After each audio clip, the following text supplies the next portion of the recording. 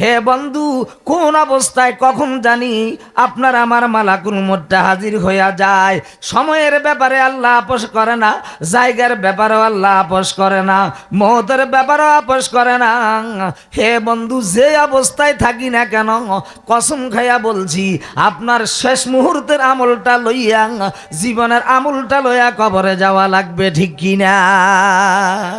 সেই জন্য আল্লাহ রাসূল বলেন, আল কবরু রাউযাতুম মির রিয়াজিল জান্নাতি আও হুফরাতুম মিন হুফারিন নার।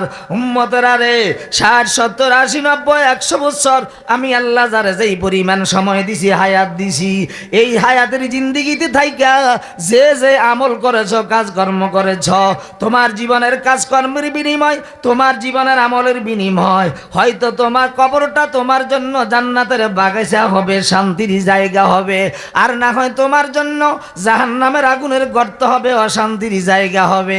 কথা ঠিক কিনা?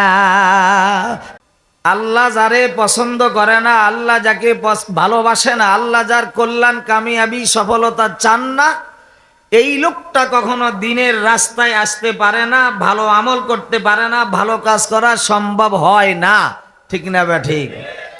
আর আল্লাহ যারে ভালোবাসেন, আল্লাহ যার কল্যাণ, কামিয়াবি, সফলতা চান, ওই লোকটার কষ্ট হলো আল্লাহ তার দ্বারাই নেকামল করাইয়া ছাড়ে, ঠিক না বে ঠিক? সুতরাং আমরা যারা আজকে এখানে আসছি, নিজেদের ইচ্ছায়, নিজেদের শক্তি আর বাহাদুরিতে নয়, আল্লাহর অশেষ অনুগ্রহ আর আল্লাহর অশেষ মেহেরবানি আর দয়াতে আল্লাহ পাক আনছে, আমরা আসতে পেরেছি, ঠিক না বে ঠিক? তাতে খুশি না বেজার? আবারও পড়ি আলহামদুলিল্লাহ। মুহতারাম হাজিরিন, আজকে আমরা যারা এই মাহফিলে এসেছি, এই আশা, এই বসা, হতে পারে আপনার আমার কাহারও জন্য জীবনের শেষ আশা, শেষ বসা। সত্য না মিথ্যা? আজকে কেউ কোনো মানুষের মৃত্যুর সংবাদ কি শুনেন নাই? আমি শুনেছি। আমার দেশ হাতিয়াতে আজকে 2 জনের এলান শুনেছি। নোয়াখালীতে সোনাপুর সম্ভবত, অথবা মাইজদি সোনাপুরে, এখানে আসার পর আরেকজনের এলান শুনেছি। জানাজার নামাজের পাবলিসিটি করতেছে।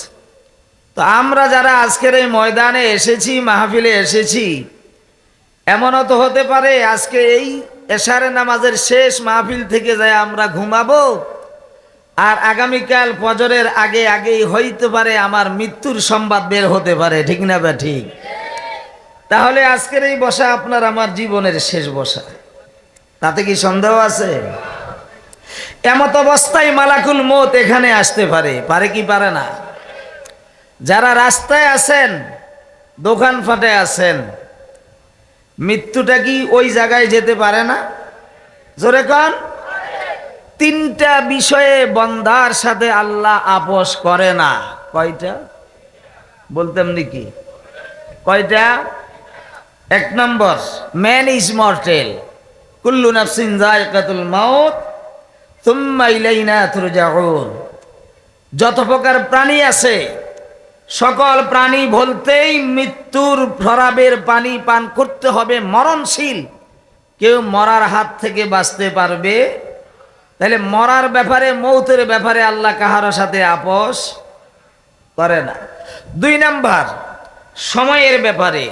কাহারও হায়াতের সময় 40 বছর, কাহারও হায়াতের সময় 60 70 বছর, কাহারও হায়াতের সময় 80 90 100 বছর, ঠিক না বে ঠিক?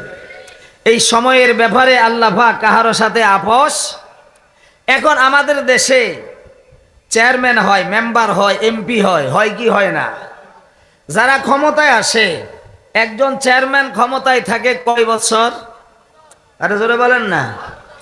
একজন এমপি ক্ষমতায় থাকে কয় বছর? এখন এমপি সাহেবের ক্ষমতা আসার পর মেয়াদ শেষ হলো মাত্র 2 বছর, সামনে আছে কয় বছর? আর এমপি সাহেবের বয়স এই মুহূর্তে 70 বছর। কয় বছর? ওরে কথা কয় না কা? এখন আল্লাহর সিদ্ধান্তে তার হায়াতের সময় শেষ। এখন এমপি সাহেব, মন্ত্রী সাহেব, প্রেসিডেন্ট সাহেব, প্রধানমন্ত্রী সাহেব যদি বলেন আমার ক্ষমতার মেয়াদ এখনো 3 বছর বাকি আছে, সুতরাং এর আগে আজরাইল আমার কাছে আসতে পারবে না, আল্লাহ বলে আমার দেওয়া যেই সময় দেওয়া হয়েছে ওই সময়ের ব্যাপারে রাজা বাদশাহ কাহারও সাথে কোনো প্রকার আপোষ।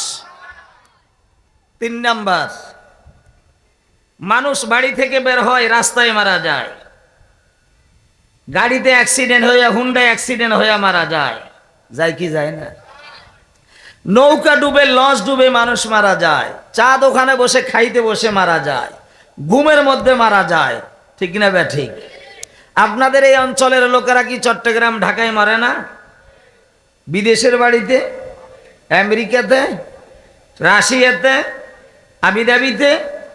এখন কেন? আপনি যদি বলেন আমার বাড়িতে 5তলা বিল্ডিং আছে, বিবি বাচ্চা ছেলে মেয়ে সব আছে, আমি কেন এই ঢাকা চট্টগ্রামে মরবো? আমি আমার বাড়ি ঘরে যাই মরবো। আল্লাহ কয় না, তোর মৌতের জায়গায় রেখেছি আমি চট্টগ্রাম দেওয়ানহাটের মোড়ে অথবা ঢাকায় বাইতুল মোকাররমের উত্তর গেটের সামনে, ওখানে তুই আন্দোলনে মরবি আর না হয় গাড়ি অ্যাক্সিডেন্টে মরবি। এই জায়গাটাই আমি আল্লাহ পাক তোর মৌতের জায়গা নির্ধারণ করে রেখেছি। সুতরাং যার মৌতের জায়গা যেখানে নির্ধারণ করা আছে ওই জায়গায় যায়া তারে মরতে হবে, এই ব্যাপারও কোনো প্রকার আপোষ।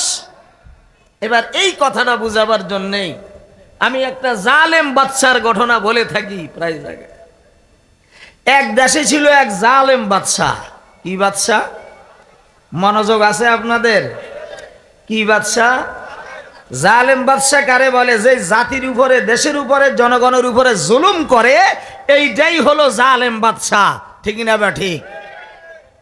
এই জালেম বাদশার একদিন ইচ্ছা হলো যে রাজ্যটা সে পরিচালনা করে ওই রাজ্যের চতুর্দিকে একটু ঘুরে ঘুরে দেখবে।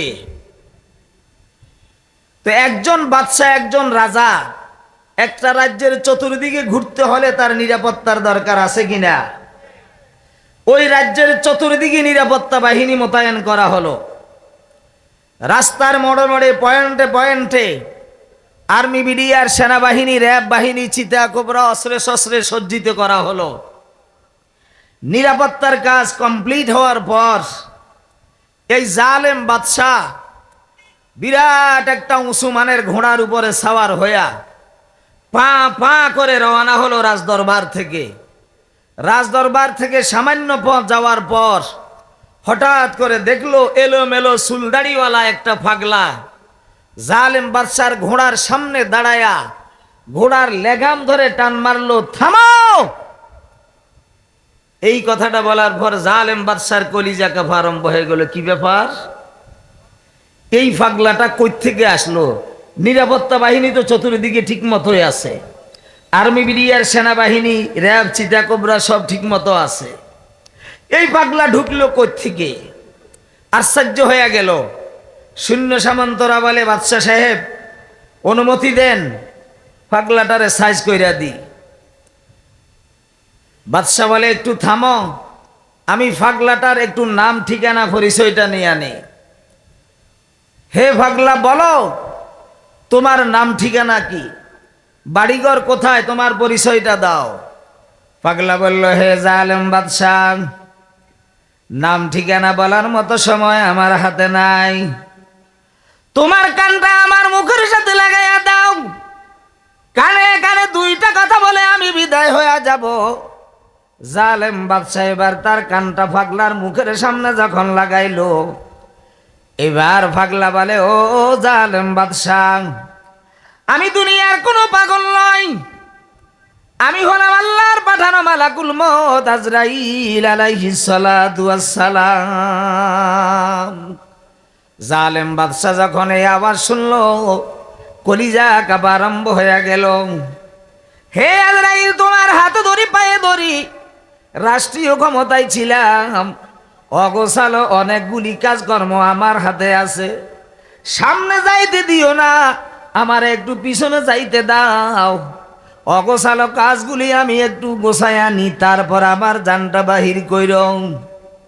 আজরাইল বললেন, হে জালেম বাদশা, আমার আল্লাহ 3টা বিষয়ে বান্দার সাথে আপোষ করে না।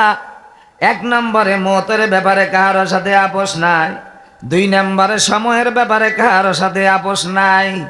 3 নম্বরে যেই জায়গায় মওতের জায়গা আল্লাহ নির্ধারণ করে রেখেছে ওই জায়গার ব্যাপারেও আমার আল্লাহ কারো সাথে আপোষ করে না। রাজ দরবার থেকে ঘোড়ায় চড়ে এই জায়গায় আসার পর আল্লাহর অর্ডারে তোমার জানটা ঘোড়ার পিষ্টের উপরে রাইখা তোমার জানটা বাহিরি কইরা নিয়ে যাব।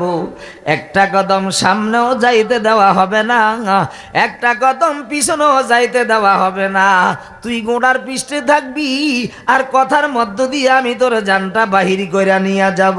যা যা আজালুহুম লা ইয়াস্তাখিরুনা সাআতান ওয়ালা ইয়াস্তাকদিমুন। একটা কদম একটা সেকেন্ড আগেও তোর জানটা বাহির করা হবে না, একটা সেকেন্ড পরও তোরে সময় দেওয়া হবে না। যথা সময়ে যেই জায়গায় মওতের জায়গা ওই জায়গায় তোর জানটা বাহির করা হবে। বলতে না বলতে কথাও চলছে, ঘোড়ার পিষ্টে রাইখা আজরাইলি জালেম বাদশার জানটা কবজ কইরা নিয়ে গেছে।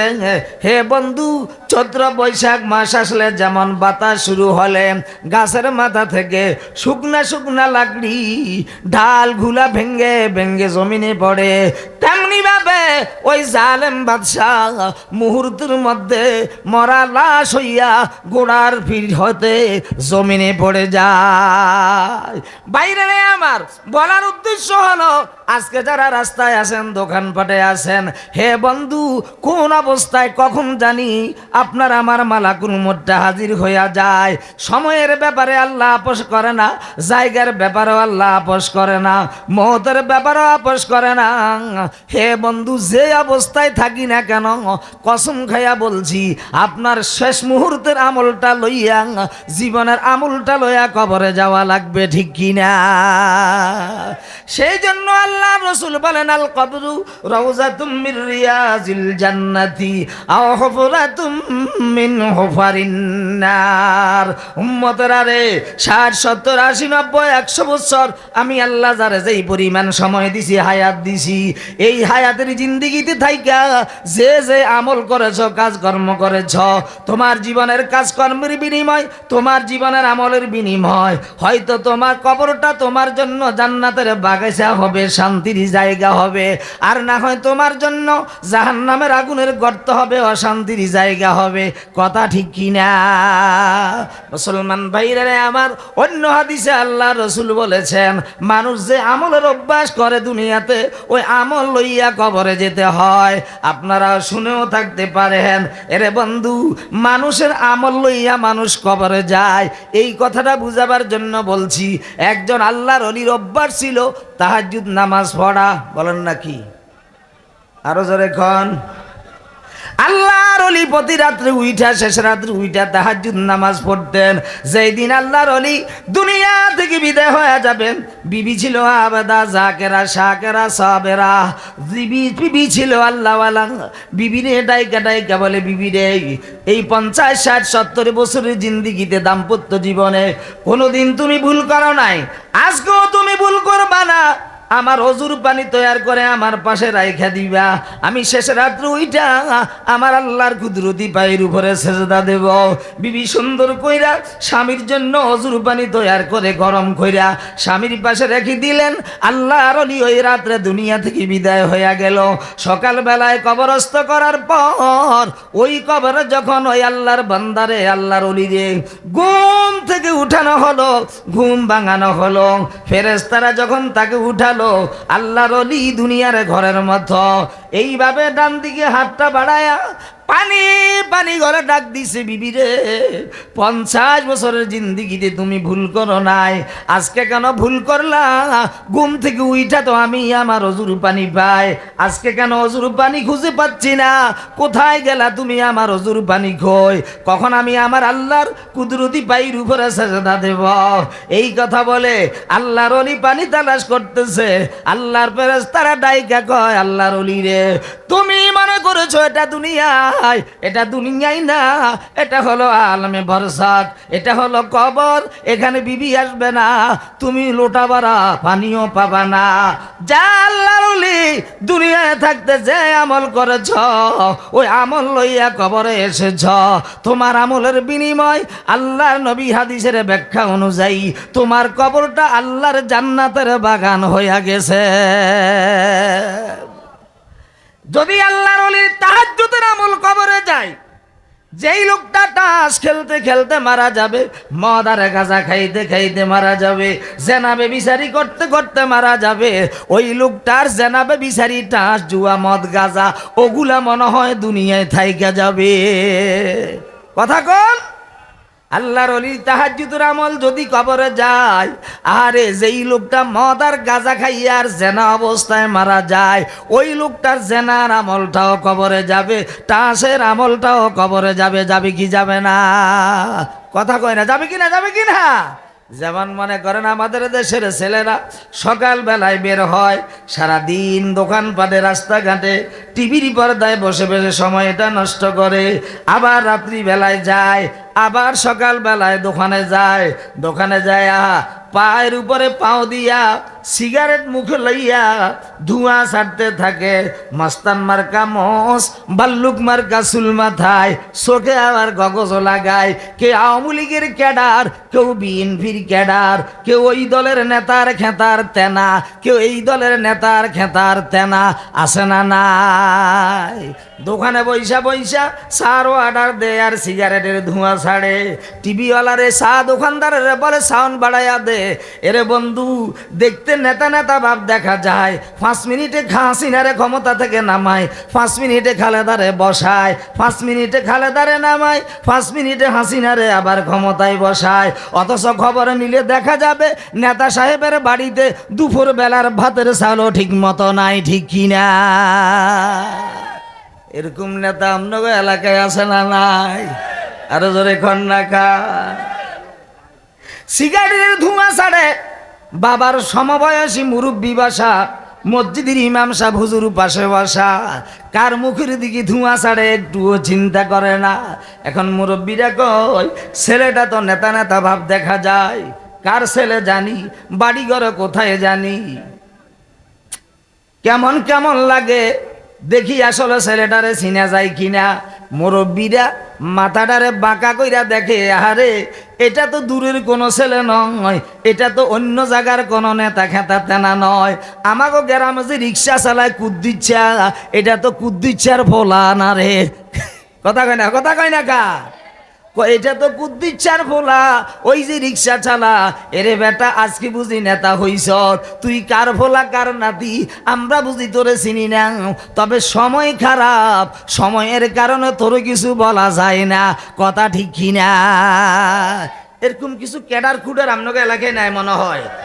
এগুলার তাণ্ডবে, এগুলা কথায় কথায় মানুষের গায়ের দিকে আসে, মুরব্বীদেরকে অপমান করে। মুরব্বীরা কয় সময় খারাপ, কিছু বলা।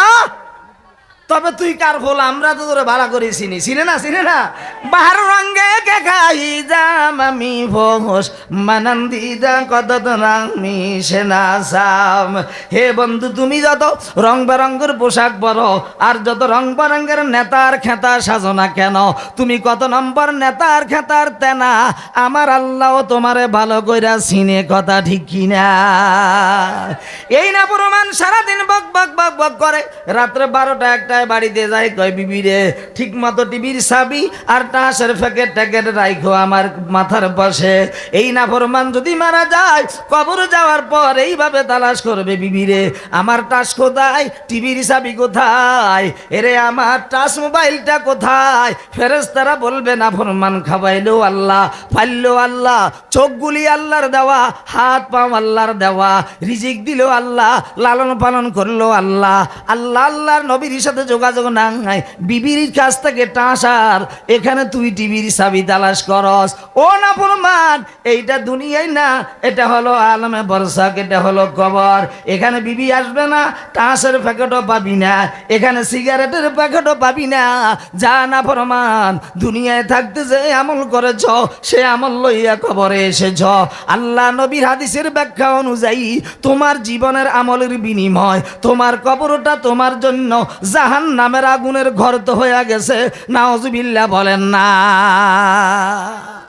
তাই আজকে যারা আমরা মাহফিলে আসছি, এখনো বাহিরে আছি, যদি এই অবস্থায় মালাকুল মউতটা হাজির হয়, কসম খায়া বলছি আজকের এই মাহফিলের এই আমল, এই বসা, এই আমল আগামীকাল সকাল বেলায় আপনার আমার সঙ্গী হয়ে কবরে যাবে। বিশ্বাস আছে না নাই?